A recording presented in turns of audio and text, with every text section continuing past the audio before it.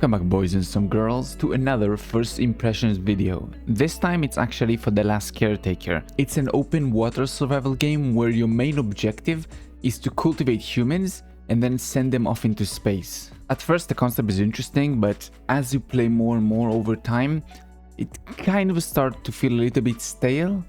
But we'll get to that, just hold on. First of all, let's talk a little bit more about the story.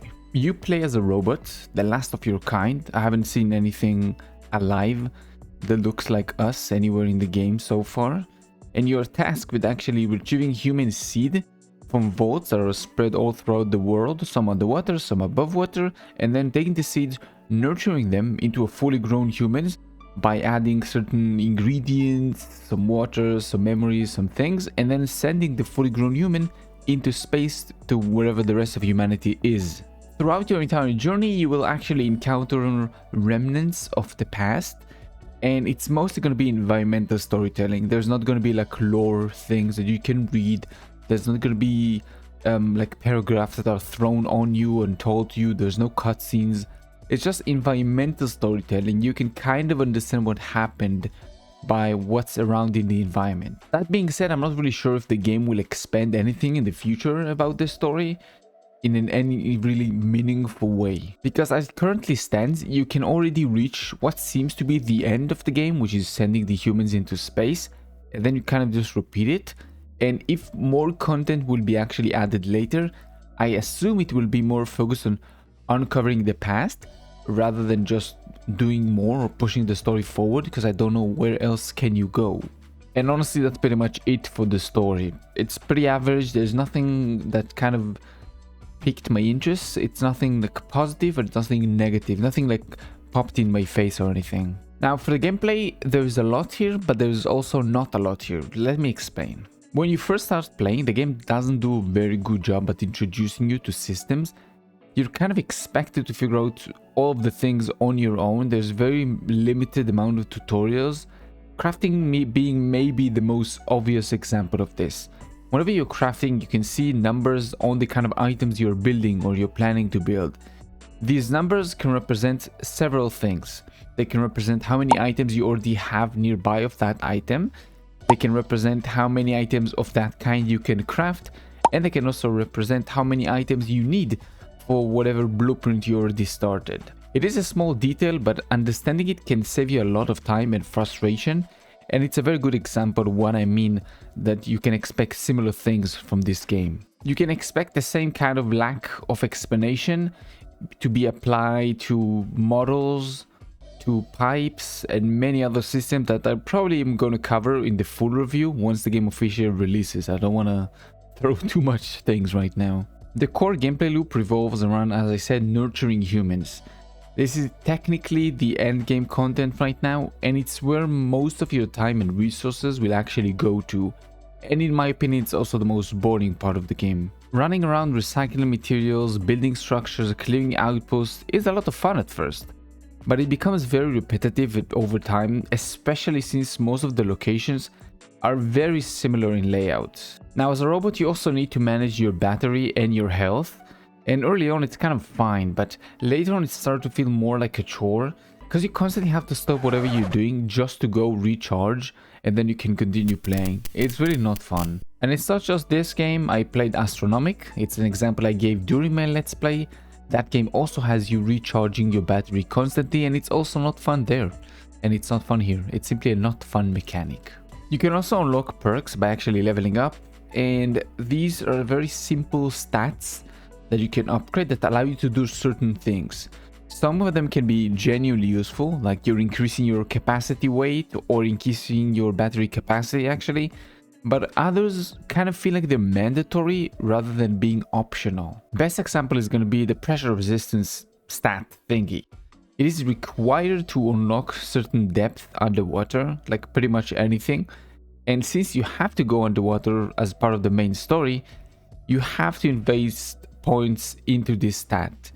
I really didn't realize like this was a thing at first, and I was level 20 something, so I was pretty high level in the game right now, and I kind of had to go stop doing the story and everything, just to go grind a few levels in order to max out my stats. And it took me like a day, or say, yeah, like a day or something like that. It was really not fun to do that, because in my head, I just spend points on whatever I need and whatever I find useful, right? Nobody told me I need to save points for a mandatory quest. In addition to your own character, you also get access to various tools that can help you maintain and repair the world, basically. Things like your repair wrench, your dismantling wrench, they kind of exactly do what you expect them to do, so not much, no secrets over there. You also get several weapons to deal with enemies, such as robo sharks, hostile crickets actually, and evil Kirby's. There are 3 weapon types if I'm not wrong, and each is supposed to be better against a certain enemy, but in practice you can just choose one of them and just brute force through everything with a little bit more ammo. It's not really that difficult.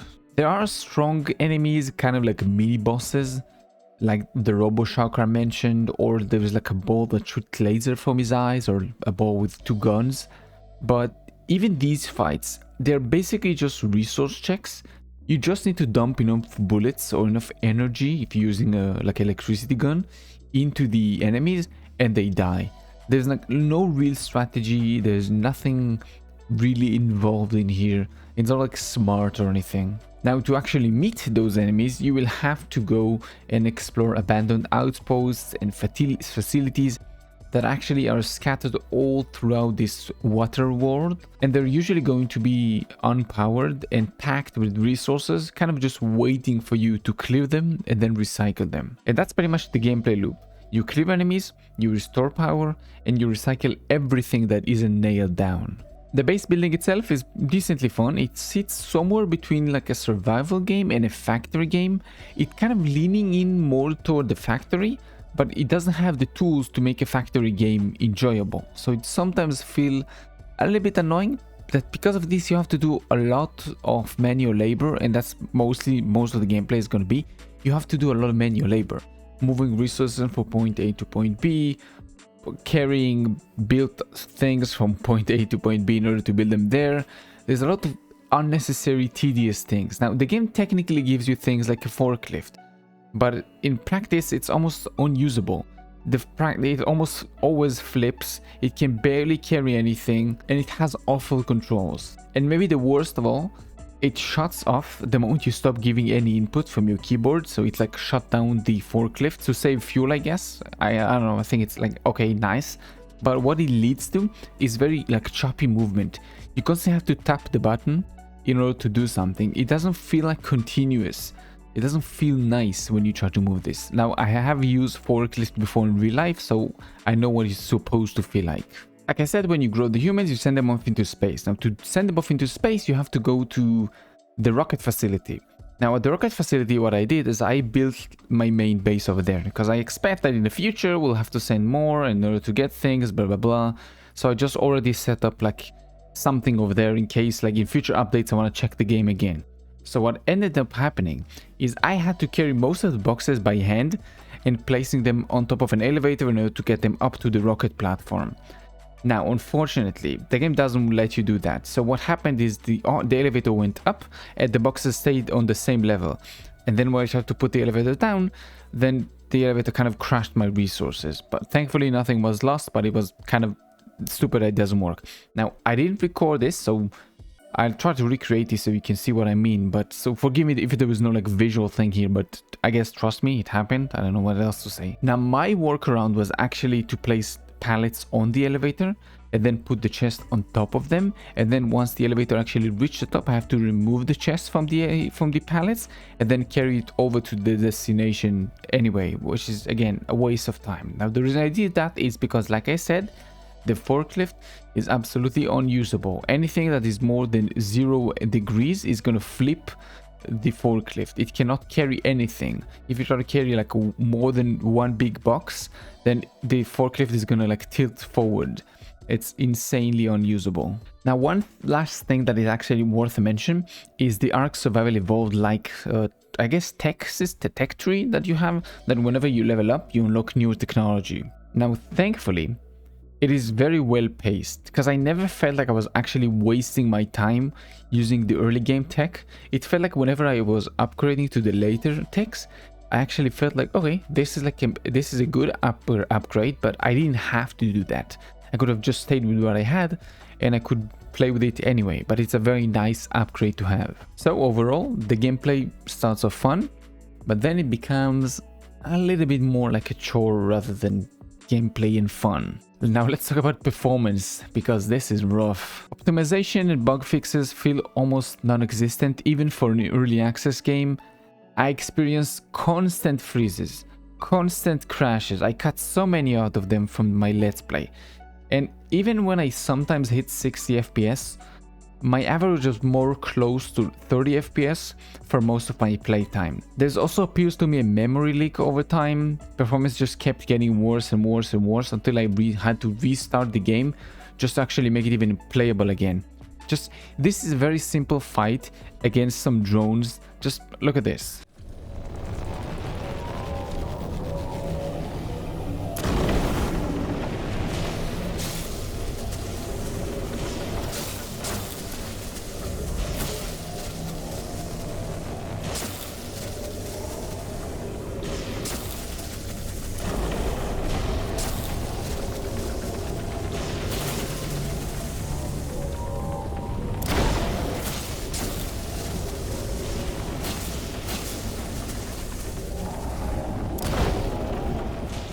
During this clip, I was actually dipping down to around 10 to 20 FPS, and aiming was extremely difficult. You can see me talking about this in the clip. Now, this is the main reason why I'm actually letting this game cook for a little bit longer before I dive back in to play this again or something. It was so freaking hard to play this game like that, like for real. To give you some context, I actually played on medium settings for all of my time playing this game. And I am using an RTX 3080 and I'm using an i9 Gen 13. So it's not like my system is like on the low end, but I'm also not running the game on like a NASA computer. So it's not a Nintendo Switch and it's not a NASA computer. So I think it should be on medium, at least running 60 FPS, right? Like a normal game. I'm not expecting like 240 FPS, but I'm expecting like 60, like stable 60, no? So as a summary, do I recommend the game? Right now, not really. Let me explain. I personally enjoyed some parts of this game because I have a high tolerance for this kind of BS. And I genuinely enjoyed the recycling and methodically cleaning out outposts, making sure everything is empty by the time you leave, just walls. Everything that can be picked up, you already picked up and you recycled it. But I believe that the average player is going to lose interest in this game very quickly. Between the average story, the repetitive gameplay, and the game's terrible technical state, I can't fully recommend this game in its current form. That being said, you are a grown man or woman, so make your own judgment. I'm not your dad. I hope this video actually gave you some information and helped you reach some kind of a conclusion and a decision about this game. So with that being said, hope you enjoyed this one. If you did, thank you. If you didn't, let me know why so I can improve. As I give yourself and I'll see you next one. Bye bye.